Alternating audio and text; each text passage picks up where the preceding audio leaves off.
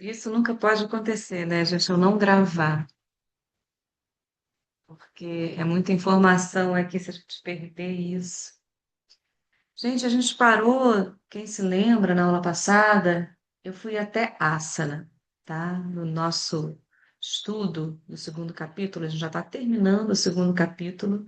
Eu vou fazer uma revisão um pouco assim do Samadhi, aí pela perspectiva do Samadhi, né? O Sadhana Pada é aquele capítulo dedicado àquela mente mais instável que a gente se identifica.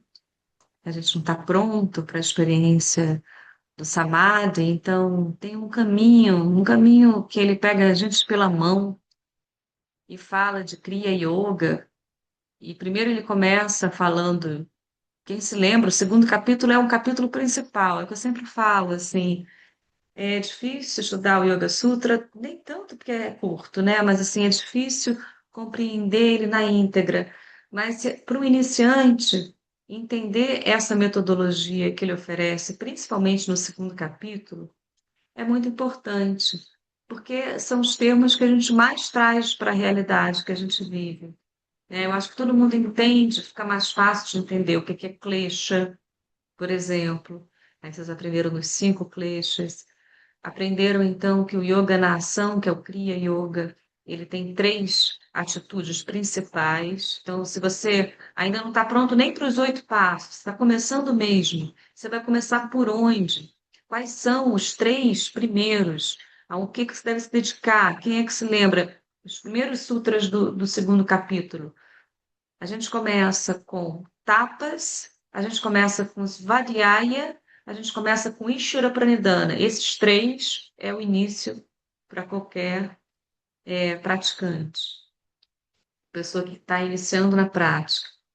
Então, tapas é essa purificação, essa ascese, que é um termo que a gente vai ver de maneiras diferentes, tem a ver com uma purificação pelo fogo, ou seja, no fogo a gente transforma algo em cinza. Isso tem a ver com tapas, porque justamente a gente entende o que que é essencial, né, na nossa prática. Então, tem a ver também com uma disciplina que você se sacrifica, né?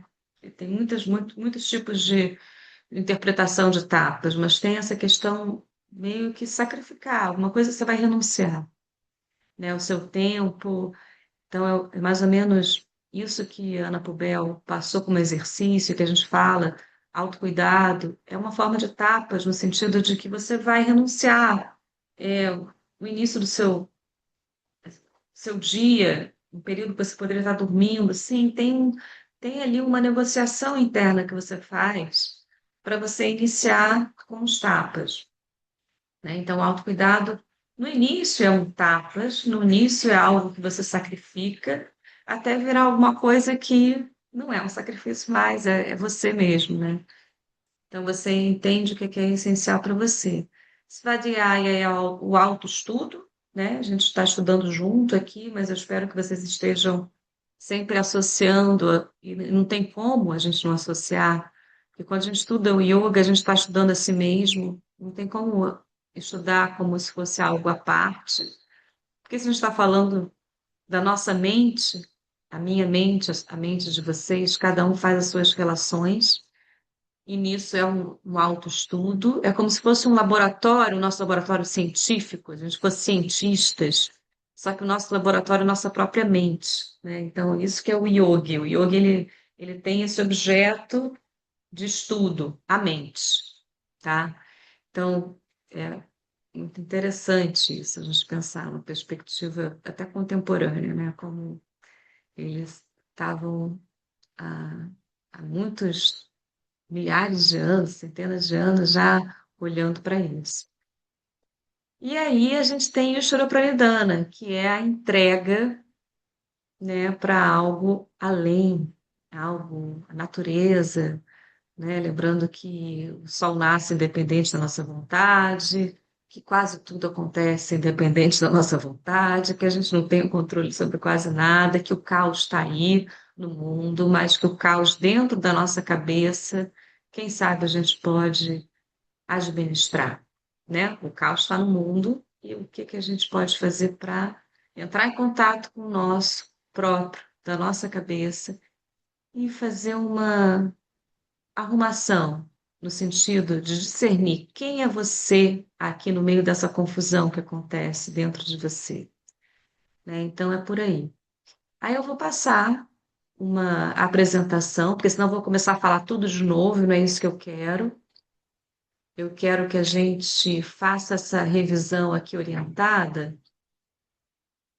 Eu vou arrumar ainda essa apresentação melhor para vocês. Vocês estão vendo? Justamente nesse Sim, slide que eu estava arrumando para vocês, eu vou ocultar sim, ele dos também vídeos de também estou vocês, né? vendo. Porque, eu vou começar lá pelo primeiro e eu vou ficar devendo depois esse slide, porque é uma sistematização importante. Eu quero começar pelo início, isso, caminhos de Samadhi.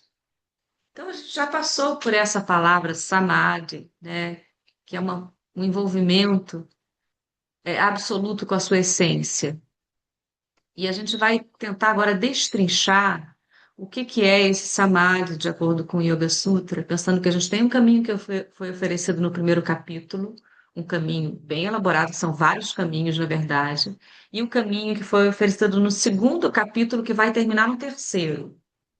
Tá? Então, agora a gente vai entender o que que seria Samadhi, se é essa fusão completa, aí eu vou trazer essa problematização, que ele vai falar que é a fusão completa com objeto. E a gente entende que o objeto é uma pessoa, é objeto mesmo, é tudo que a gente se envolve. Mas não é exatamente a sua fusão com o objeto em si, mas com a sua experiência com o objeto.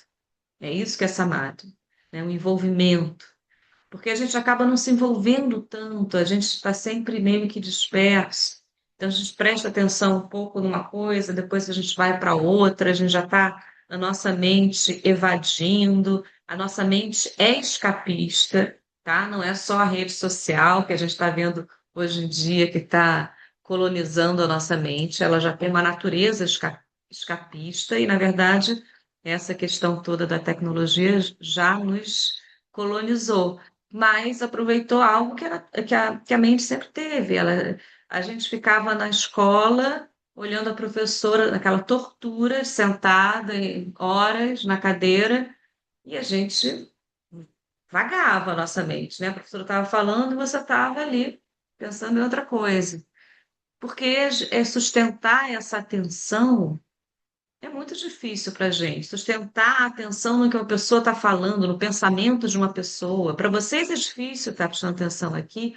Na próxima reunião que eu vou estar agora como ouvinte, vai ser também difícil para mim, porque a gente tem que ser honesto, é difícil prestar atenção. Só que a atenção, agora a gente sabe, é uma energia psíquica muito forte, muito transformadora. Aonde você coloca a sua atenção é onde você vai se tornar um pouco aquilo, entendeu? Então, e é algo que a gente pode controlar. De tudo que a gente não pode controlar, e controle não é a melhor palavra, mas que você possa agenciar, digamos, a atenção é uma que a gente tem um poder de agência. Então, na verdade, o treinamento do yoga, do samadhi, é você usar essa habilidade que todos temos de focar em alguma coisa, de prestar atenção em alguma coisa, que é algo muito simples, só que a gente tem muita dificuldade desde sempre, né? E agora, bem mais por causa do nosso hábito, né? De comportamento digital, que a gente está cada vez com o sequestro da nossa atenção. Então, a gente vê todo mundo falando como a atenção está sendo, essa economia da atenção, né? Está sendo falado, como a gente já perdeu muito da nossa capacidade cognitiva por ter perdido essa capacidade de atenção.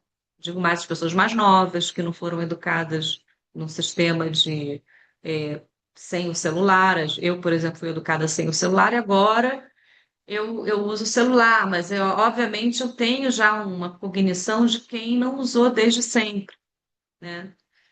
Então, Samadhipada é o caminho, é o primeiro capítulo, a gente passou batido por vários sutras, eu não falei cada sutra, e agora eu estou voltando porque a gente já tem mais maturidade.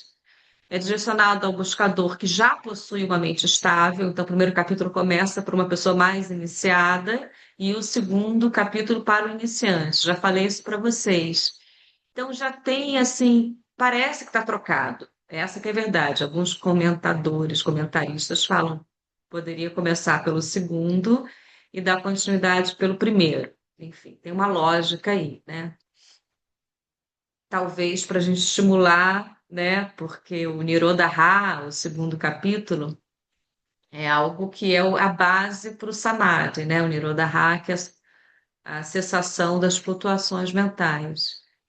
Então, é direcionado para esse buscador que já tem uma mente estabelecida, já está uma pacificação direta e já pode focar nos princípios filosóficos do yoga.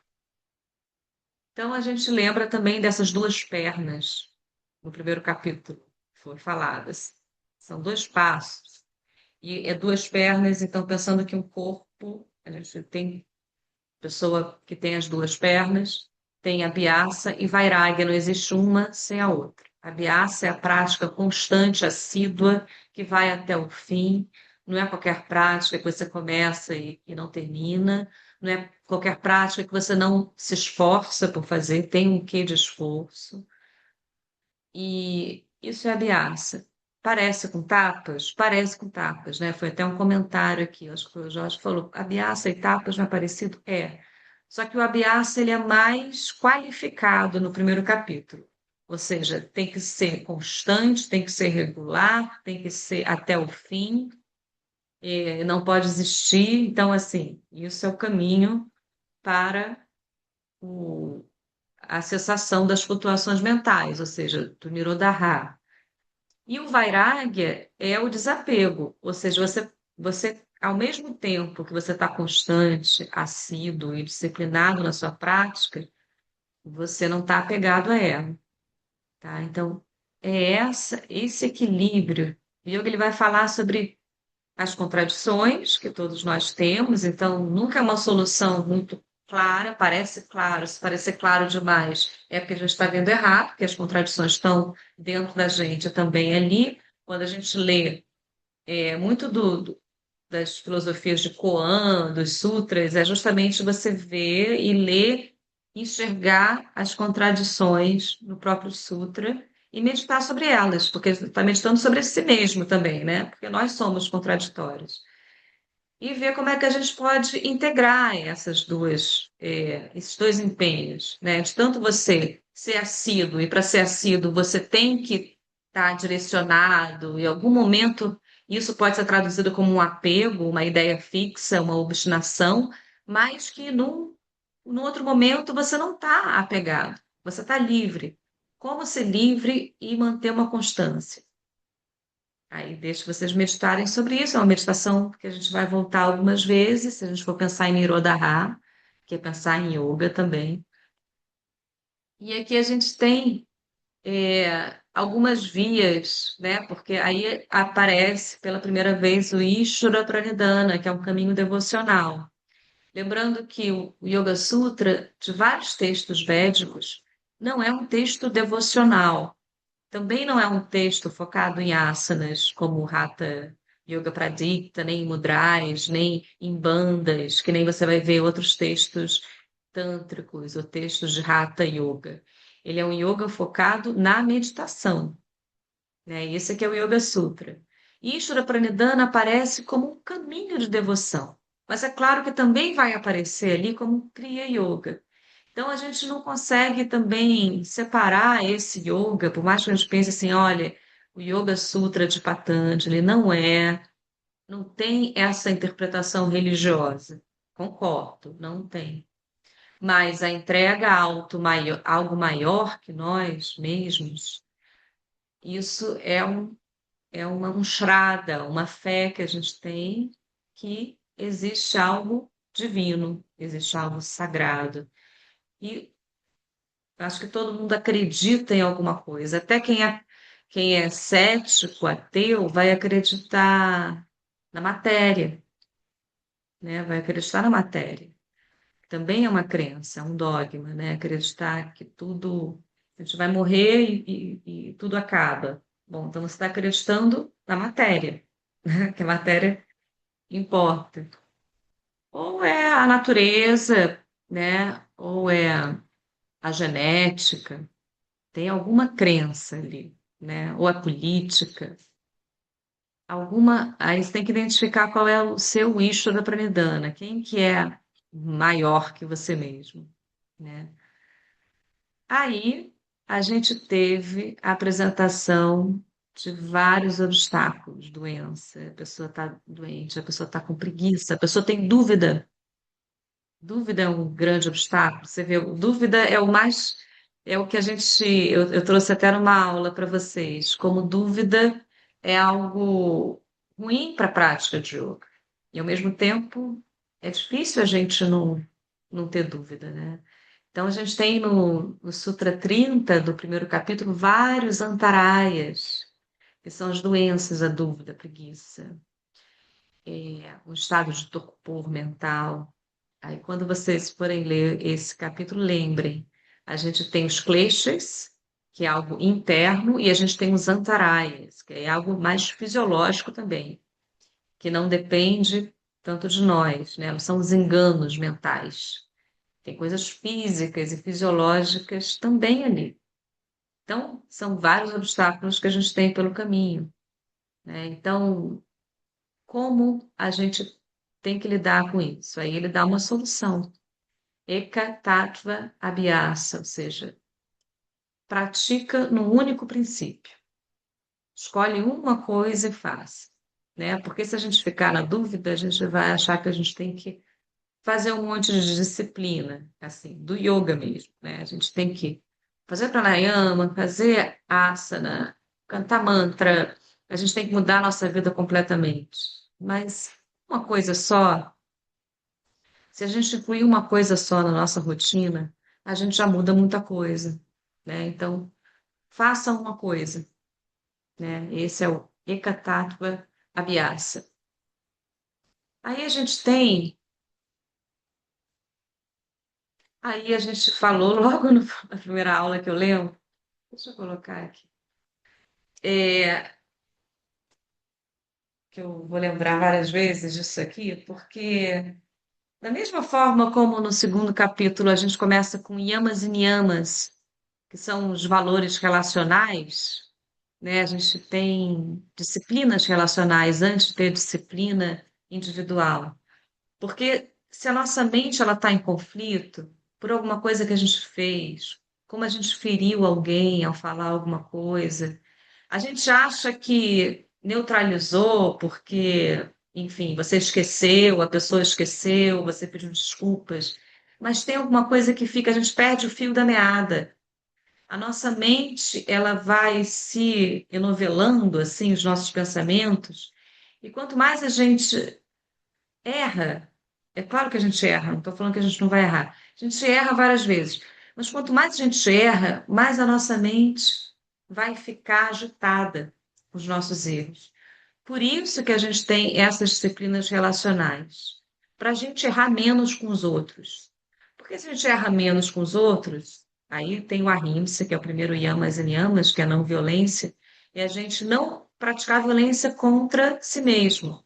Cada vez mais a gente vai vendo que como a gente trata os outros é como a gente trata a si mesmo também, né? Então, esse alto amor que a gente pode ter também é o amor pelo próximo, né? A compaixão que a gente tem pela gente mesmo também é uma compaixão pelas pessoas. A equanimidade que a gente tem com as nossas ações também deveria ser com o do próximo. A alegria que a gente tem pelas coisas que a gente conquista deveria ser também uma alegria pelos outros. E assim a gente começa a equilibrar, a não viver de acordo com uma comparação excessiva, né? Lembrando que a asteia, o que é do outro é do outro, o que é seu é seu. A gente não tem muito sentido de, não é a mesma régua, cada um está aqui com, de acordo com a lei do karma, né? Cada um está aqui com alguma história, e não é realmente a mesma coisa que a gente vai viver, não adianta comparar exatamente. A gente pode se inspirar por uma pessoa, mas a vida da pessoa é a vida da pessoa. Então, a gente tem esses quatro valores, antes dos yamas e niyamas, né? Que são outros 5 valores yamas, outros 5 valores niyamas. Então você vê que tem várias questões que tratam da relação, principalmente yamas trata da relação, niyamas trata da disciplina individual. Então a gente já tem essas palavras aqui que são nortes éticos, digamos, né? São da ordem da ética, de como a gente se relaciona, através da amizade, através da compaixão, da alegria e da equanimidade. Equanimidade é como vai ser definido o yoga lá no Bhagavad Gita.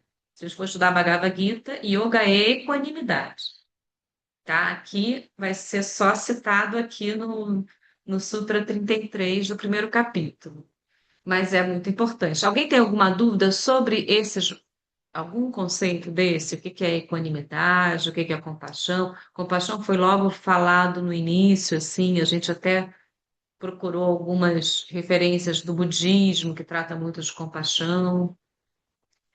É, Esse primeiro, Maitri, como é que se pronuncia o Maitri, amizade?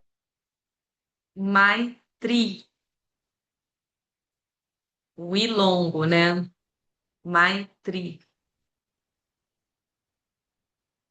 Outro dia eu sonhei com essa. Ah, é pior que aqui está maior barulho, eu não posso deixar o microfone aberto. Mas eu sonhei com essa palavra e eu nem sabia o que ela significava. Que engraçado, né? É mesmo.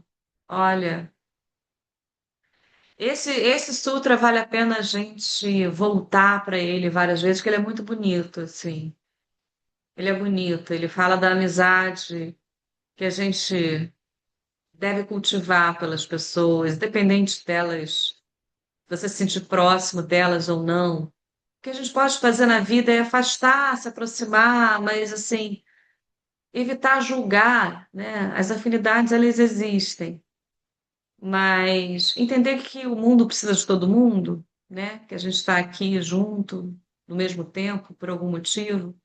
E a gente pode se afastar e se aproximar das pessoas, mas tendo esse respeito, não é respeito, não tem nenhuma palavra parecida com respeito aqui, mas é porque quando a gente traduz para nossa filosofia ocidental, assim, eu acho que faz sentido.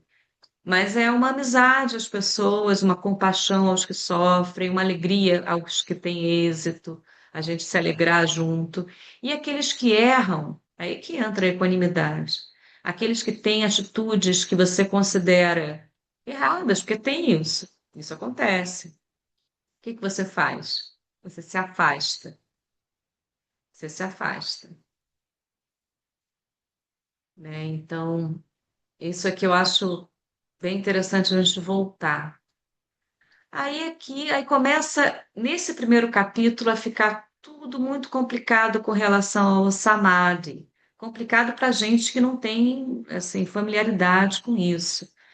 A gente nunca entendeu que a mente poderia ir tão fundo. E para ir tão fundo significa ficar cada vez mais leve. E ficar cada vez mais leve é você discernir quem é você e quem é toda dentro de você, quem é aqueles pensamentos que são frutos de pensamentos de outras pessoas. A gente convive demais com outras pessoas. Quando a gente era criança, a gente convivia muito mais, porque a gente dependia delas. Então, muito do que a gente recebeu de cuidado vem junto com pensamento, vem junto com palavras, vem junto com modo de pensar. E nisso a gente vai internalizando o que não é seu. Isso acontece com todo mundo. Então, muita gente faz análise, vai para o psicólogo justamente para separar, olha, quem sou eu aqui? Quem é minha mãe? Quem é meu pai? Quem é meu avô? Quem são seus, tudo isso que está dentro de mim que não sou eu? Então separa, né? Honra lá o pai, honra a mãe, mas calma aí, eu sou eu. É mais ou menos, e Patanjali não fala de pai e mãe, já falei para vocês. Mas a gente fala muito, então é que a gente tem que trazer para o nosso a nossa cultura, a gente fala muito de pai e mãe, a gente honra pai e mãe, então tem a ver com essa mistura que a gente tem, né, como ser humano que foi cuidado durante muitos anos, que convive, com todo mundo que a gente convive, quem vai se lembrar dessa questão? Porque é o que nos confunde. O Sami Yoga, a gente se mistura com as pessoas, a gente se mistura com tudo. A gente se mistura com um autor que a gente lê, que a gente gosta. Eu acabei de ler um livro que eu amei, eu me misturo com aquele autor. Aí eu vou querer escrever alguma coisa, eu vou querer ter um estilo. Então, isso não é exatamente você, né? Como é que as pessoas falam de plágio? Não é exatamente, mas está sempre um pouco roubando dos outros. Essa que é a verdade, inconscientemente ou não. E a mente é capaz de fazer uma limpeza, é essa limpeza que é o samadhi. Então, assim, primeiro vem num plano cognitivo e lógico, que é o vitarka, depois vai num plano sutil, que é o vikara. Ananda já é uma abertura, uma bem-aventurança. E Asmitá, que a gente viu como um klesha, não sei se vocês se lembram, Asmitá, eu falei, é igual a Ahankara, é uma super identificação com quem a gente se apresenta, que a gente considera ego. A gente usa muito como ego, eu acabo traduzindo como ego. Mas aqui, Asmitá é uma palavra que é usada no sentido positivo e negativo no Yoga Sutra. Aqui é muito positivo e ela é usada como um klesha, que é muito negativo. Então, o sânscrito tem essas coisas, tem essas palavras que têm essa dupla valência, tá? Essas duas cargas diferentes, que é quando você se funde completamente e o ego desaparece. Aí eu falo, se funde completamente aqui a objeto? Não. Aí é que tá. Se fundir o objeto é samyoga. Se fundir completamente com a experiência, tá? Então eu não estou fundida com quem eu estou me relacionando, mas com a própria relação. Eu tô completa naquela experiência. Não quer dizer que eu estou fundida pessoa com quem eu me relaciono, tá? Então, para tudo, a gente pode viver de maneira mais integrada a experiência em si. Essa é uma interpretação. Aí a gente tem, aí para vocês entenderem como é que é o complexo samadhi, a gente tem o samadhi sem suporte, que aí é o mais avançado, tá? Que vai levar ao kaivalya, que para nós é moksha, que é a libertação dos ciclos de condicionamentos, a gente viver sem condicionamento. Então, a dissolução de todos os condicionamentos, a compreensão livre de limitações. É curioso a gente pensar que a gente é livre de limitações, né? Que é o Chit, Sat, Chit, Ananda, né? Nós somos a verdade, a gente é a consciência e Ananda, que é a bem-aventurança. A gente se vê livre de limitações e se sente, mas a realidade, claro, que nos limita, né? A gente vive num mundo que vai nos limitar. Mas a experiência da radicalidade que o yoga propõe é você ter acesso a uma outra realidade, que é algo até que eu escrevi, eu estou escrevendo ensaios agora, né? E eu não sei se vocês estão me seguindo, depois eu compartilho com vocês. E eu chego a essa conclusão que nós, no Brasil, a gente, no mundo contemporâneo, ninguém faz yoga para viver uma experiência radical de vida. A gente gosta da nossa vida, a vida está ok, a gente só quer um pouco de saúde e paz. Não é uma coisa tão radical quanto os yogis queriam. Não sei, acho que no nosso grupo não tem ninguém querendo, assim, viver uma coisa completamente diferente. Apenas está um pouco mais adaptado, né? A realidade, sofrer um pouco menos, saber sofrer, enfim, um pouco mais de saúde. Mas para os yogis era uma experiência radical, tá? O yoga realmente ele quer um êxtase, que é ver a realidade como ela é, e ela não, a gente não consegue ver a realidade como ela é da maneira como a gente está condicionado. Aí aqui a gente tem, agora eu estou entrando no segundo capítulo, antes eu estava no primeiro. Então, diferente do Samadhi-pada, que é o primeiro capítulo, a gente vai ter os dois próximos capítulos, o segundo e o terceiro, direcionados a nós, que somos buscadores com a mente instável, né? Viyutita Tita, oferecendo esse método mais prático. Ele pega a gente pela mão no segundo capítulo. Ele fala, faz isso, faz aquilo, faz o Ashtanga, que é os 8 passos, faz o Kriya Yoga, preste atenção nos kleshas, Ele é mais didático no segundo capítulo. No primeiro é dificílimo de entender, na verdade. E aí a gente vai entender o Kriya Yoga, que eu já falei logo no início, que são entender os kleshas, as purificações dos tapas, o autoestudo e a entrega, que é o tapas, svadhyaya e Ishvara Pranidhana, que são as três principais. Quer começar, faz os três. Depois, já começou, já faz os três, vamos no Ashtanga Yoga. Vamos falar de yamas e niyamas, da ética, a rimsa, a steia, e vocês se lembram de todos os cinco yamas, cinco niyamas. Asana, que eu falei na aula passada, stira e sukham, que é a estabilidade no bem-estar. Pranayama, que eu falei na aula bônus, o que que era? Sukshma e dirga. Isso que é a essência do pranayama. Sukshma, quem se lembra o que é Sukshma? E dirga. A gente vai voltar para esses sutras do pranayama, tá? Porque eu acho importante. É super importante, aliás. Mas é porque, como eu falei na aula bônus, um pouco do princípio do pranayama, então, são dois princípios. Sukshma, que é a sutileza, e Dirgma, que é prolongado. Então, a respiração tem que ser sutil e prolongada. Portanto, que na escola de Krishnamacharya tem essa contagem da respiração, que quanto mais prolongada ela é, se a gente tem uma respiração que eles contam lá, que a gente tem 15 respirações por minuto, na média, nós, seres normais, o yogi vai chegar a 3, vai chegar a 6, porque é mais prolongada a respiração. Na verdade, de acordo com os estudos dele, quanto mais prolongado, mais a gente está próximo desse caminho da serenidade. Com certeza é. A gente sente isso, né? Quando a gente prolonga o tempo da respiração. Aí depois, entre o asana, tem o pranayama, depois tem o pratyahara, que o pratyahara é como se fosse aquela tartaruga dentro, com a cabeça dentro do casco, que ela perde esse contato dos estímulos externos e começa a olhar para dentro.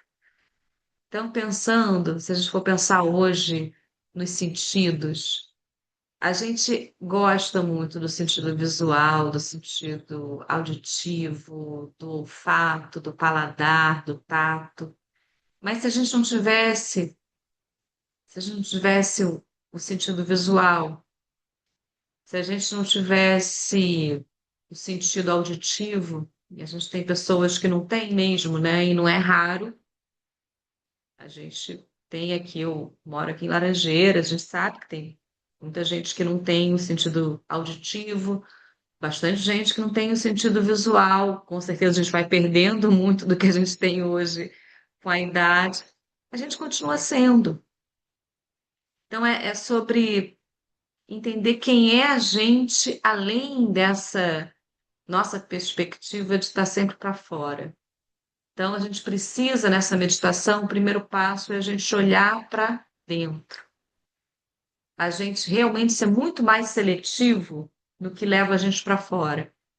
A gente tem que retrair muito do que a gente usa constantemente como estímulo.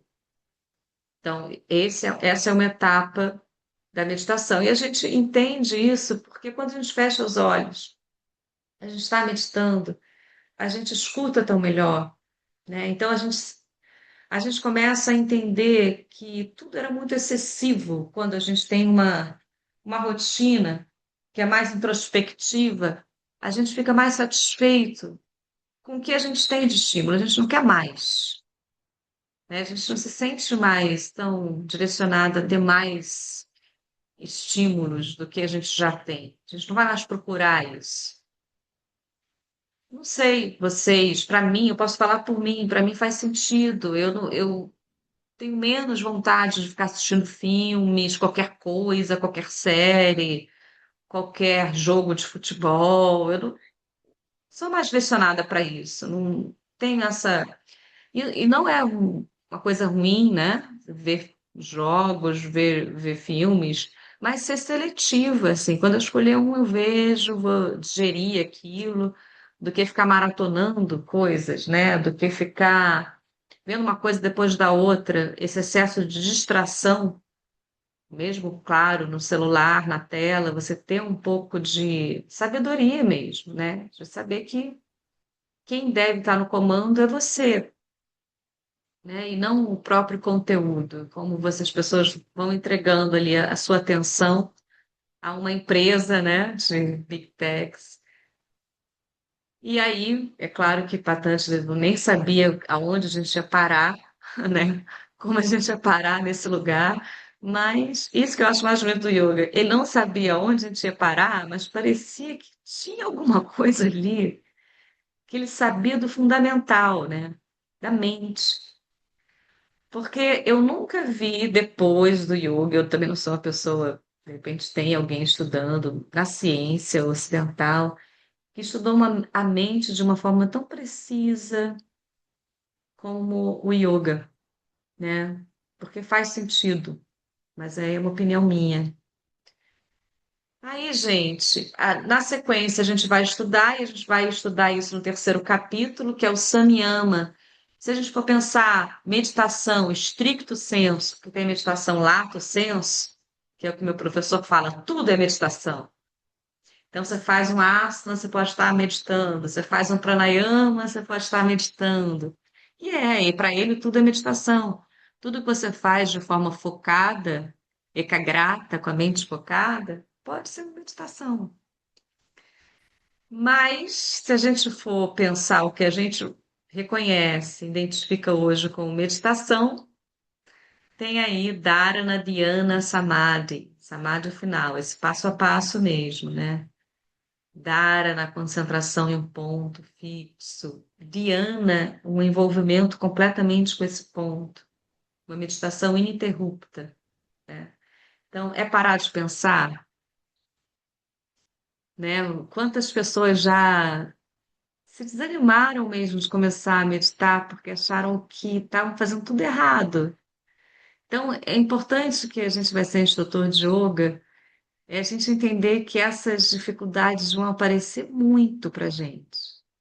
A pessoa vai falar que não faz yoga porque ela é muito agitada, que aí você tem que responder. Eu respondo, não tem que responder, cada um vai responder de um jeito. Eu falo assim, bom, porque você é muito agitada, talvez seja importante equilibrar com que você, né? Justamente por isso é importante você fazer algo que leve mais para dentro. Aí o Dhyana, na verdade, não é parar de pensar, é você ter uma outra relação com o seu pensamento, né? De olhar um pouco mais de fora, ter um pouco uma relação de amizade com você mesma, a ponto de você entender que você não é o que você pensa. Porque é muito fácil você se confundir na vida e achar que os nossos pensamentos fazem parte da gente, a gente não separar quem é a gente e quem é aquela pessoa que já foi, já passou, já viveu. A gente acaba levando muito, trazendo muito a nossa criança, trazendo, sabe, aquelas coisas da psicologia que voltam. Quem é a gente agora? Então, Diana, é para a gente observar a gente e entender quem é a gente. E observar os nossos pensamentos como fluxos. O pensamento é um fluxo. Ele aparece, ele vai embora, né? E não se identificar tanto com eles. Não se identificar com eles, aí é samadhi, né? Aí é quando você não consegue se identificar com seus pensamentos. Você vê os pensamentos, mas você está aberto para a experiência, porque os pensamentos eles nublam a nossa visão, muitas vezes. Ao invés de a gente viver, a gente pensa sobre o que a gente está vivendo. Quantas vezes a gente não está vivendo alguma coisa e a gente já pensa como a gente vai se lembrar daquilo? Ou a gente já pensa alguma historinha sobre aquilo que a gente está vivendo? A gente adora contar história, a gente foi, né, na verdade, criado ouvindo histórias, isso é maravilhoso, quem gosta de histórias, e todo mundo gosta de histórias, mas assim, a gente acaba contando muitas histórias para a gente mesmo, né, e a gente deixa de viver a experiência direta. Então, a nossa mente, ela é condicionada a contar histórias o tempo inteiro. A gente vive alguma coisa, já está contando aquela história, floreando aquela história. e o Samadhi propõe que a gente viva a experiência de forma direta. Aí Kaivalya, que é quando a gente alcança esse estado de Samadhi, é esse isolamento libertador, quando a mente está pura e ela se iguala à transparência de Purusha, que é o ser espiritual, trazendo essa sabedoria luminosa. Aí eu acho que a gente finalizou bem no tempo. Aí isso eu quero trazer para vocês e a gente ainda vai falar um pouco sobre pranayama. Tem um pranayama que eu acho que está na hora de eu apresentar para vocês, que é aquele que a Mari introduziu. E quando ela introduziu, eu falei, poxa, eles ainda não conhecem esse pranayama. E é um pranayama muito...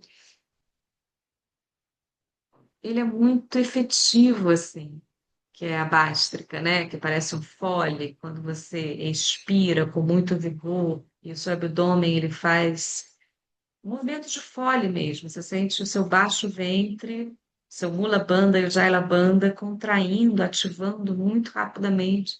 Aquilo gera um calor, principalmente para o inverno. Eu queria passar esse pranayama para vocês. Mas Daquele que você fez ontem na aula, não foi? De manhã? A aula. fiz, Fez ontem. fiz na aula de manhã. Você conseguiu fazer? Você conseguiu entender? É. É porque eu lembro que a Mari passou e eu falei, Mari, eles ainda não aprenderam. E eu acho que no inverno é bom aprender esse pranayama, porque ele realmente ele gera um calor interno. Além do jai, que vocês já aprenderam, a bástrica, Kapalabhati também é chamada. Tem vários nomes para o mesmo pranayama, tem algumas variações. Tem uma que vocês... Eu fiz assim, né? Que eu adoro fazer assim de manhã.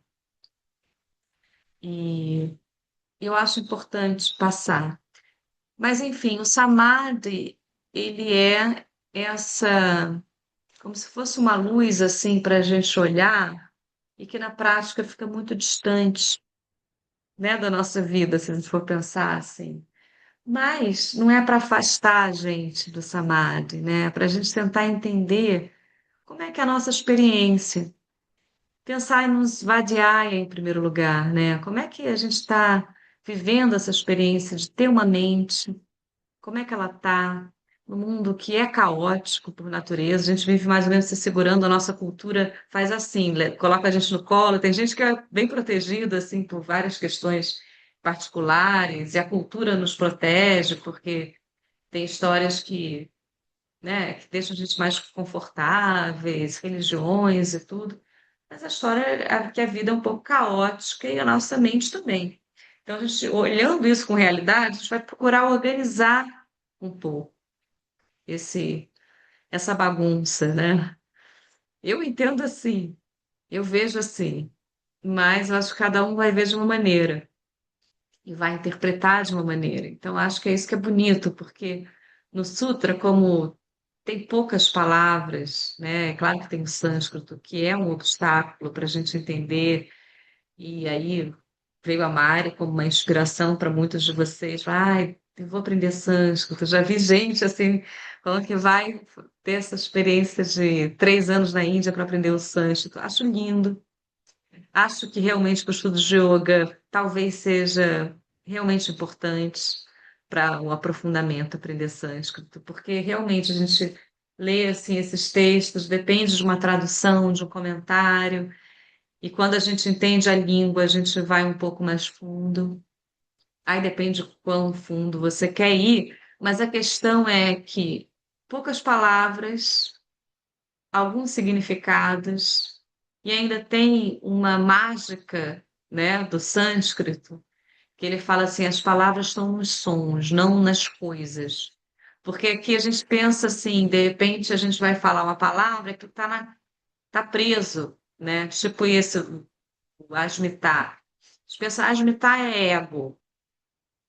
Não, mas o asmitar também é uma libertação completa. O asmitar está próximo de samadhi. Como pode estar próximo de samadhi, estar próximo de klesha? Como pode ter essa valência dupla, uma palavra? Né? Então, está menos preso aos sentidos do que a própria qualidade do som quando a gente pronuncia. E isso várias pessoas que estudam sânscrito vai falar que a própria sonoridade ela tem um poder, ela tem umas magias. E nesse terceiro capítulo a gente vai falar justamente sobre magia, porque é muito comum na cultura indiana esse uso do yoga para poderes, superpoderes. A gente vê como uma coisa meio folclórica, né? Como assim, aquele indiano sentado, de pernas cruzadas, em cima de uma mesa, de uma cama de pregos, o fakir, né? Esse personagem. Mas na cultura indiana você vai encontrar vários, se você for para a Índia. Tem várias pessoas assim, fazendo exatamente essas mesmas coisas. E não exatamente uma cama de pregos, mas muitas coisas dificílimas de serem feitas para provar uma elevação, uma levitação, ficar pequeno, ficar grande. Eles acreditam nisso também, né? Tem essa questão da mágica. E isso é muito interessante, porque com certeza a nossa mente é capaz de alguns poderes, sim, né? Mas a gente tem uma mente muito cética para ir tão fundo, né? De acreditar na mágica mesmo. Aí é isso. Alguém tem algum comentário? Alguma dúvida? Hum. Ana, você está aqui, Ana? Fale com a gente. Oi, Joanita. Oi, gentes. Que bom que você Desculpa, está tava aqui. câmera desligada que eu fui te ouvir e esquentar a janta ao mesmo tempo. Foi ótimo, muito bom, É um Joana. clássico. Isso é um clássico. Se quiser acrescentar em alguma coisa. Muito bom, muito bom. Muito obrigada por poder ouvir aqui, conseguir pegar esse intervalinho agora que eu tô de férias do outro curso. Foi muito gostoso. Ai, que bom. Depois eu quero saber sobre sua viagem para São Paulo. Beijo, beijo. Até já. Beijo, gente. Gente, então eu vou precisar ir, porque eu tenho essa reunião às 7. Mas se vocês tiverem alguma dúvida. Hum, obrigada, Raquel, Júlia. A Eu gente estou vai se num lugar falando. que tá muito barulhento e aí eu não tenho como deixar o Ah, microfone aberto, mas eu Márcia. vou compartilhar lá no grupo uma coisa depois. Tá, sim, reflexões, né? Porque às vezes as coisas não acontecem assim na hora, mas reflexões sobre. Para mim, eu sou o tempo inteiro, depois que eu comecei a estudar yoga, eu só penso sobre a mente, sou derivando, assim. Aí agora eu estou escrevendo para tentar organizar um pouco. Meu professor também teve esse drive, assim. Ele estuda, estuda, estuda. Ele começou a escrever, escrever, escrever, escrever sobre aquilo que ele estuda. E eu estou me vendo nesse movimento também de querer escrever, escrever, escrever. E, e virou minha obsessão para o Diego um pouco, que ele escreve um monte de livro. Ele tem um monte de livro. Eu tô querendo fazer umas peças assim menores, umas coisas assim. Eu tô começando a escrever nesse sentido. Depois eu vou mandar para vocês o Substack, que é uma plataforma que eu entrei de textos. É.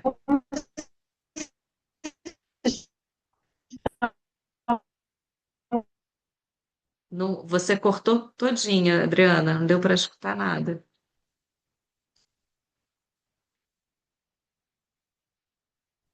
Como chama o seu professor? Ih, Diego tá, Cury. vou ver se agora vai melhorar. Diego Cury. Ele é amigo da Ah, Ana Diego Cury, Rubel é isso também. que eu estava É, perguntando. ele é amigo da Ana. Eles são da mesma escola. Tá Ele bom, também dá vários é isso. cursos online. Também é uma pessoa que eu recomendo bastante. Bastante. Tá bom. Obrigada pela aula hoje, foi maravilhosa. Que Depois você bom vai que você botar lá gostou. no nosso.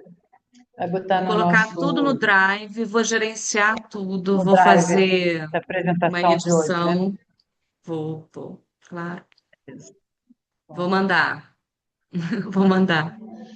Então tá, gente, um obrigada. beijo. Boa noite. Beijo. Parar aqui a gravação.